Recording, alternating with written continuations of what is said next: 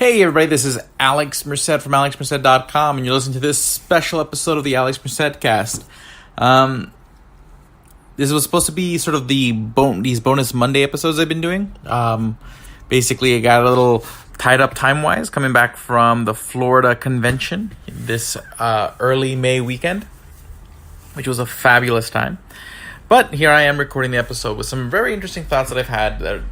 This is not necessarily something I have a conclusion to, it's just something that's starting to go through my head, and I thought I'd kind of say it out loud to start a conversation. Okay, and maybe, who knows, maybe I think it through even further as we discuss. So, because I'm sitting there and I'm online and I'm watching people who care a lot about sort of a more, what I would want to say, social or individualistic egalitarianism. When I say that, I don't mean as they want to redistribute all resources so that way everyone has the same equal stuff. But I'm saying egalitarian in the sense that people want to be taken as individuals. So they decry things like all sorts of collectivism, such as individualism and stuff like that, which I do. I mean, I'm very much in that same mold. But the problem is that they go a step further, and they're so fervent about trying to sort of dismiss people who might look at others as collectives and whatnot, that they're quick to assume that someone does, or quick to judge someone for their actions in the past, as if individuals cannot change, as if individuals cannot seek redemption and must automatically be showered with resentment because you need to signal to the world that you have this position, this view, because the view is only by creating this sort of firewall 24/7 against anybody who may be seeming even a little bit controversial. That is the only way to protect any credibility, or the slightest crossing of this firewall will cause everyone to dismiss you offhand. At the end of the day, if people want to dismiss you, they're going to dismiss you. And even if you do not associate with people that they can dismiss you via connection, even if you don't give them ammo to dismiss you, they will make it up, or just loosely connect you, through the 6 degrees of Kevin Bacon to dismiss you. Okay, the people who want to out of hand dismiss you will dismiss you. That's reality. The idea is that you want to foster the ears of the people who are willing to listen to you, and create new ears by creating relationships, by connecting with people. But this gets me thinking about sort of, where does things like collectivism oftentimes come from? And when I really think about it, because nothing just kind of happens in a vacuum. Everything kind of happens through a chain of events, a chain of conditions. And I'm starting to kind of really think that a lot of times people would argue that a lot of racism, a lot of collectivism, and not just racism, basically any kind of social division, whether it's ethnic, or racial, gender, whatever, oftentimes comes from a couple different factors. But I'm going to focus mainly that a lot of people see social groups divided, and oftentimes it is spoken about as, race, ethnicity. But what underlies it is sort of a class struggle. So basically rich versus poor. And basically due to historical events, people end up on one side of that sort of wealth distribution than the other. And then this over time becomes a racial divide. Or not a racial divide, but it's some sort of collectivist divide, because it can come up in all sorts of different forms. And although I want to take it one step further, that you can even go take a step back and even make it sort of an issue of education. But let me play out my thoughts, because again, this is just something sort of I'm playing in my head, and I'm trying to think through, again, the logical steps of causation, and trying to think through sort of what are the flaws in this thought process. So I haven't fully fleshed this out, but I think it's interesting in the sense that oftentimes before, what I used to say, and what I still for the most part believe, is that what you have happen is that there is just natural social divides. You have people who are powerful, who want to retain that power, and people who are less powerful, who are at a disadvantage for lacking power, in a sense. So what happens is that the people with power then use that power to usually oftentimes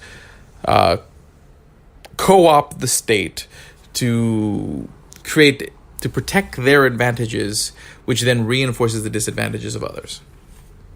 Okay, so think of pretty much almost every law that's implicitly or explicitly racist. Oftentimes the underlying intention is to protect the advantages or privileges of those in power, but the result is that it reinforces and creates new disadvantages for those out of power.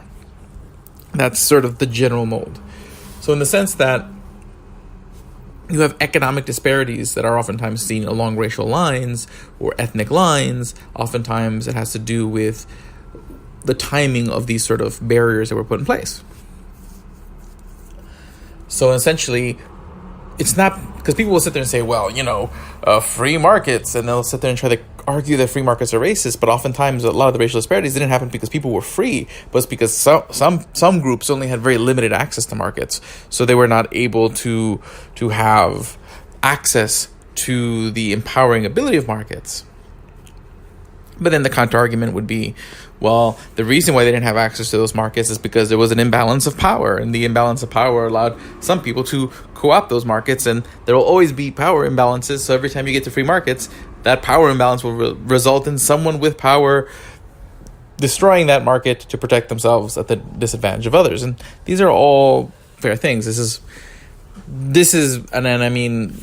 why sort of that idea, that tool for abusing power, that tool of power is sort of to me at the end of the day where we really want to address. We really want to have such a powerful thing in the room that'll always eventually lead to the powerful subverting the less powerful, in a sense, creating these perpetual imbalances that go across generations and result in divisions and whatnot.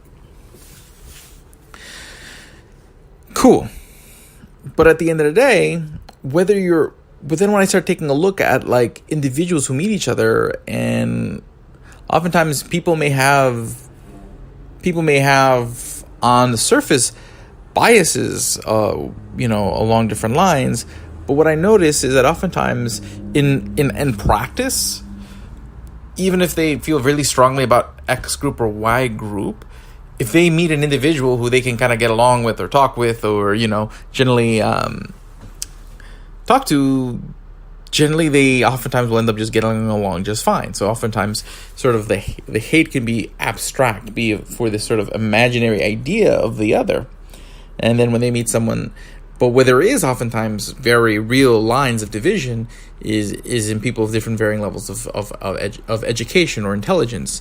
And what I mean by this is just that and I think this has more of an issue of communication. And why would someone there's a variety of reasons why someone may have had access to more education than another. Could have been for economic reasons, could have been for geographic reasons. You were just born somewhere that just didn't have as quality schools. There's all sorts of different reasons why someone's education might have been affected. But if I'm talking to someone or if anyone is talking to someone who's a lot less educated than they are, then what's going to happen is they're going to be using vocabulary and speaking to ideas that the person they're talking to doesn't necessarily fully understand. And this creates sort of a frustrating dynamic in the conversation. So they end up getting... Basically what happens is that they end up resenting each other. One person thinking the other person is condescending and looking down on them, while the other person being frustrated that they can't communicate and being like, why don't you know these things that I know, in a sense. And the thing is that this is not just like the smart and the unsmart. There's varying degrees of education. And then you can see these disparities among when the sort of the distance between where any two individuals are become too disparate. This kind of dynamic tends to happen. But so what I'm getting at is that oftentimes the way history can play out and affect education levels. So in the sense that if the powerful create policies that sort of isolate different groups of the population and that can hurt them economically, it also results in hurting them with access to a lot of other institutions, such as education institutions, etc. And then this ends up creating a lot of what ends up becoming sort of basically people start correlating incorrectly, because again, correlation is not causation, they start correlating the populations with education trends, when really it's more of a historical power dynamic that resulted in certain populations not having as much access to education, or just not having a lot of those.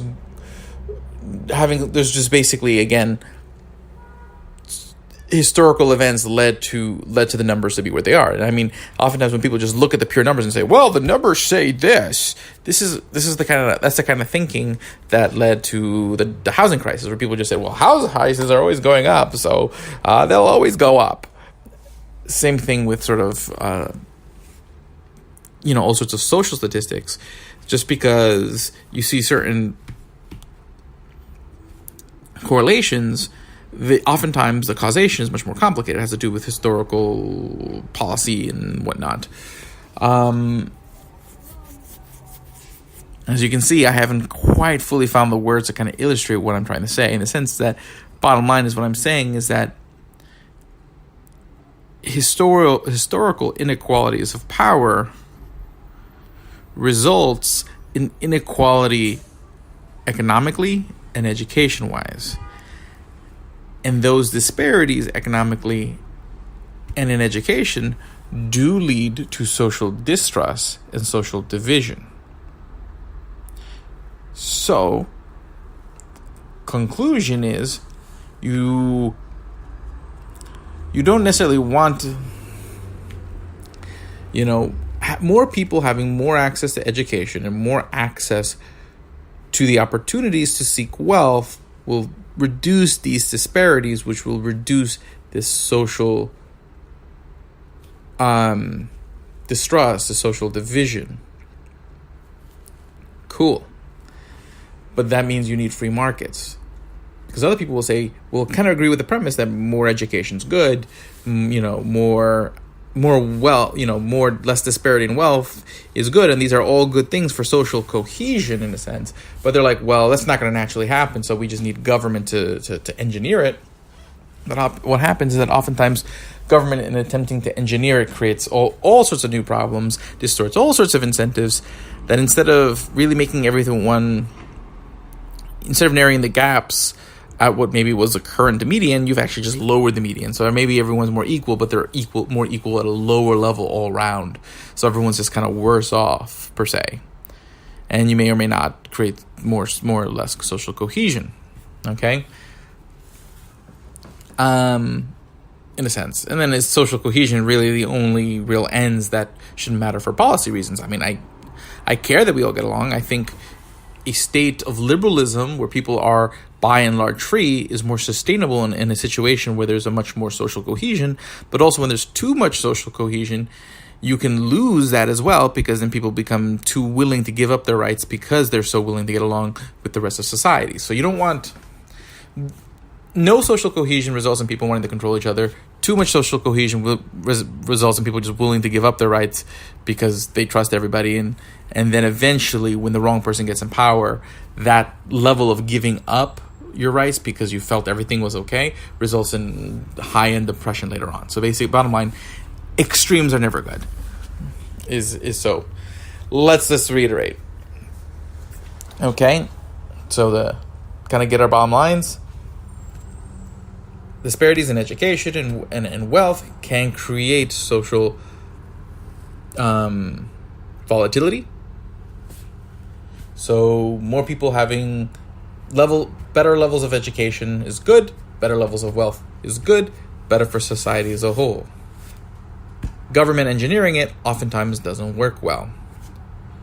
But if you have free markets, people can find ways to get more, and over time you will have sort of a more equal level as people can kind of compete over scarce resources. Oftentimes these disparities come in cycles where there is a lack of competition.